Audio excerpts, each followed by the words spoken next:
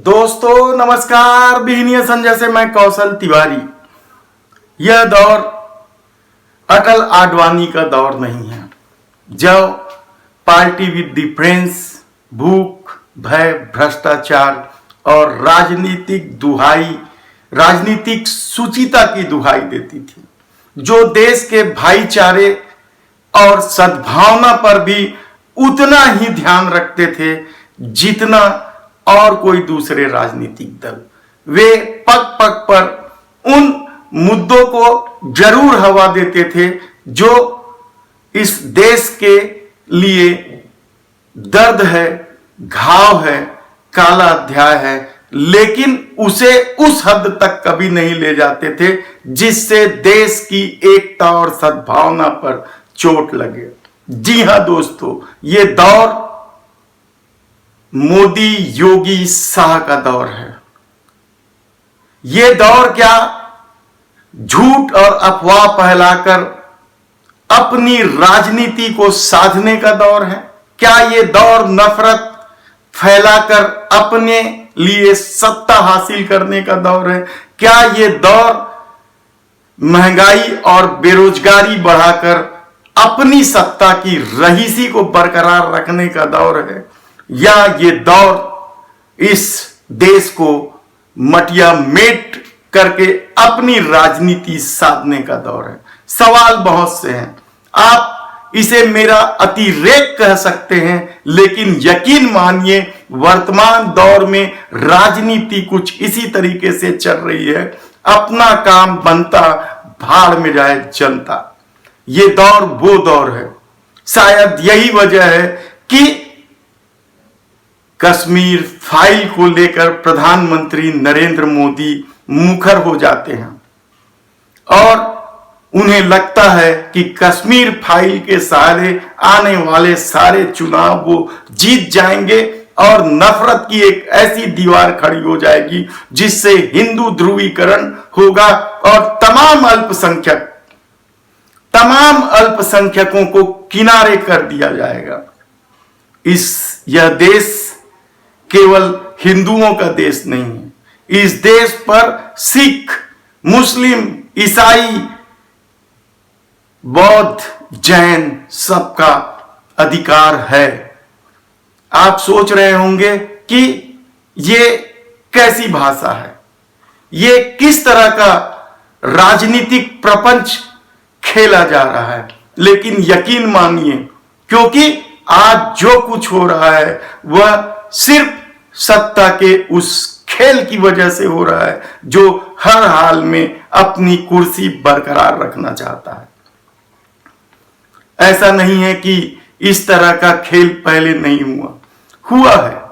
बिल्कुल इस तरह का खेल हुआ है। सत्ता में बने रहने के लिए धर्म और जाति का इस्तेमाल होता रहा है, लेकिन वर्तमान में जिस स्तर पर इसे ले जाया जा रहा है वह बेहद ही खतरनाक है और लोकतंत्र के लिए तो सबसे ज्यादा खतरा है। तब सवाल यह है कि आम जनता जो इसके देश के हित के लिए सोचती है वो क्या करे?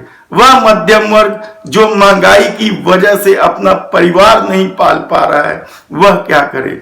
वह युवा जिनके लिए नौकरी नहीं है और जो नौकरी थी उसे लगातार खत्म किया जा रहा है वह युवा क्या करे? सवाल बहुत से हैं। आप यकीन नहीं करेंगे कि ये झूठ अफवाह के सहारे नफरत फैलाने का दौर किस हद तक आगे चलता चला जा रहा है, बढ़ता चला जा रहा है और सत्ता का खेल इस देश की भलाई के लिए तो कम से कम कतई नहीं है। यह केवल सत्ता हासिल करने का खेल। क्या इस दौर या यह दौर वह दौर है जो प्रधानमंत्री मोदी जो कह दे वही सब कुछ सही है, वही सब कुछ ठीक है? मैं भारतीय जनता पार्टी और आरएसएस के उन लोगों को जरूर कहूंगा कि वे लोग लाल कृष्ण आडवाणी के माई कंट्री माई लाइफ को जरूर पढ़ें। उन्हें समझ में आ जाएगा कि धारा 370 के लिए कौन जिम्मेदार है। उन्हें समझ में आ जाएगा कि इस देश के विभाजन के लिए कौन जिम्मेदार है। उन्हें समझ में आ जाएगा कि क्या कुछ इस दौर में गलत सलत होता चला जा रहा है। प्रधानमंत्री नरेंद्र मोदी से लेकर वे तमाम नेता जो धारा 370 के लिए पंडित जवाहरलाल नेहरू को जिम्मेदार मानते हैं, यदि आप हिमांशु की इन लाइनों को देख ले तो आप समझ जाएंगे कि किस तरीके से सरदार वल्लभ भाई पटेल ने संविधान सभा में धारा 370 की वकालत की थी। और नेहरू जब विदेश में थे तब कांग्रेस ने इसे लागू नहीं करने का जो हंगामा किया था, तो सरदार वल्लभ भाई पटेल ने इस तरीके से कांग्रेसियों को मनाया था। वही सरदार वल्लभ भाई पटेल जिसकी सबसे बड़ी प्रतिमा देश के प्रधानमंत्री नरेंद्र मोदी बनाते हैं। वे जानते हैं कि गुजरात में पटेल की आलोचना बर्दाश्त नहीं की जाएगी, इसलिए इन बातों को नजरअंदाज किया जाता है। हमने पहले ही बताया था कि जब राज्यों का विलय हो रहा था और कश्मीर नरेश आ गए थे, तब भी सरदार वल्लभ भाई पटेल ने उसे छोड़ देने जैसी बात कही थी। लेकिन चूंकि पंडित नेहरू कश्मीरी ब्राह्मण थे, शायद उनके निजी स्वार्थ की वजह से कश्मीर को भारत में लाने या उसे मिलाने की कोशिश जारी रही थी।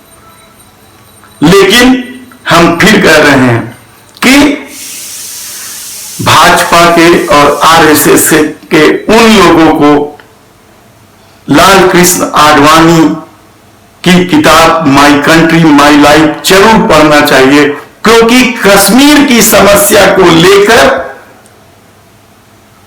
लाल कृष्ण आडवाणी ने जो कुछ लिखा है, या कश्मीर की समस्या को वो जितना समझते थे अपने ब्लॉग से लेकर तमाम तरह के लेखन में उन्होंने इसे शामिल किया, उसे जरूर पढ़ना चाहिए। और वर्तमान सत्ता जिस तरीके से इस मामले में झूठ और अफवाह फैलाकर अपनी राजनीति साधने की कोशिश कर रही है, उसे भी समझने की आज जरूरत है।